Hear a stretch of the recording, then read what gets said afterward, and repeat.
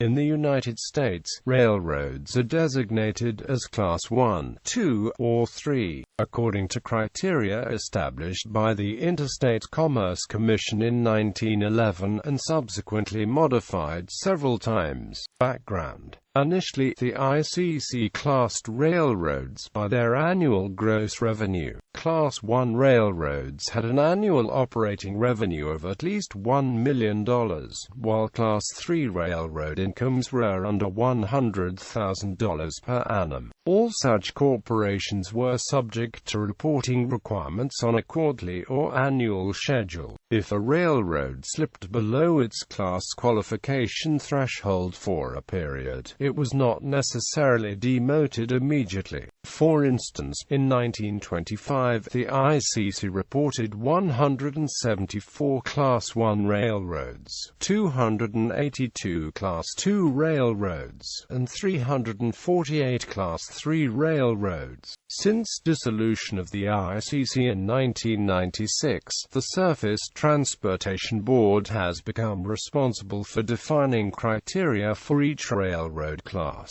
The bounds are typically redefined every several years to adjust for inflation and other factors. Classification history: the initial $1 million criterion established in 1911 for a Class 1 railroad was used until January 1, 1956, when the figure was increased to $3 million. In 1956, the ICC counted 113 Class 1 line-haul operating railroads and 309 Class 2 railroads. The Class 3 category was dropped in 1956 but reinstated in 1978.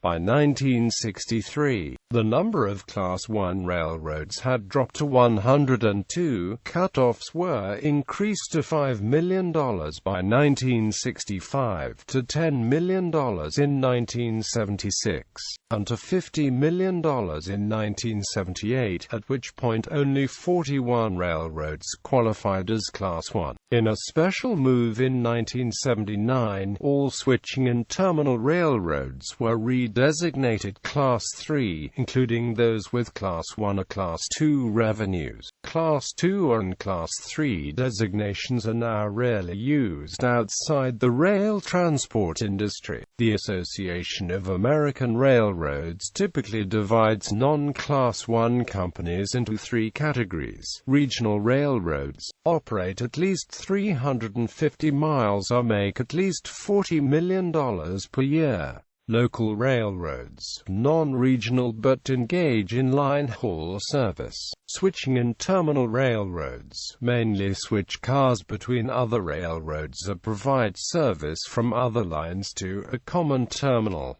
Classes. Class 1 criteria. In the United States, the Surface Transportation Board defines a Class 1 railroad as having annual carrier operating revenues of $250 million or more in $1,991, which adjusted for inflation was $452,653,248 in 2012.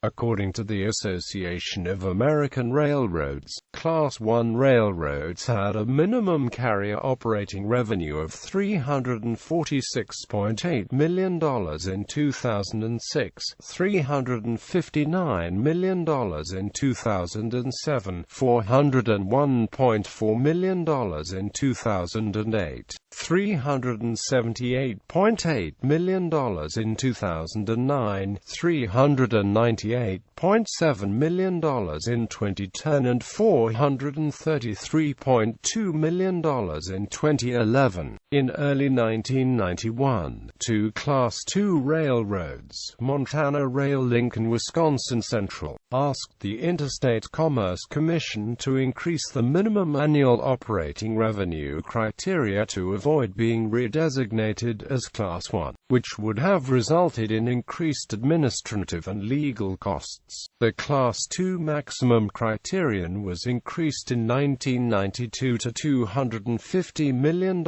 annually. which resulted in the Florida East Coast Railway having its status changed to Class II. Rail carriers with less than $20 million in revenue are designated as Class III. In Canada, a Class I rail carrier is defined as a company that has earned gross revenues exceeding $250 million for each of the previous 2 years. In 2013, 11 railroads in North America were designated as Class I. In the United States, Amtrak and 7 freight railroads are designated Class I based on 2011 measurements released in 2013.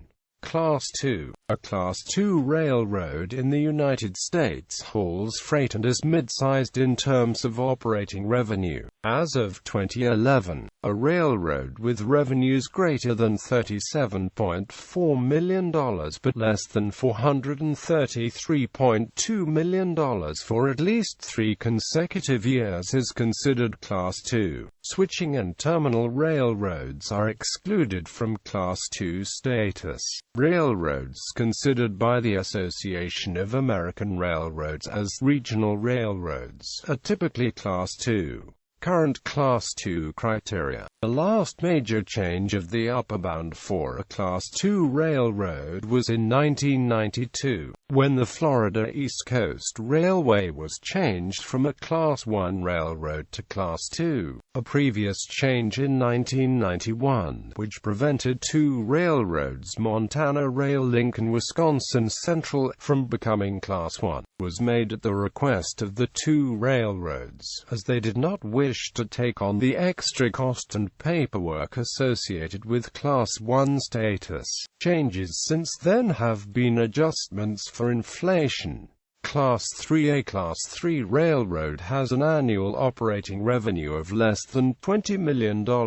Class III railroads are typically local short-line railroads serving a small number of towns and industries or hauling cars for one or more railroads. Many Class III railroads were once branch lines of larger railroads or abandoned portions of main lines. Many Class III railroads are owned by railroad holding companies such as Genesee and Amp, Wyoming and Iowa Pacific Holdings. Continuation of the class system today. In the United States, the Surface Transportation Board continues to use designations of Class II and Class III since there are different labor regulations for the 2 classes.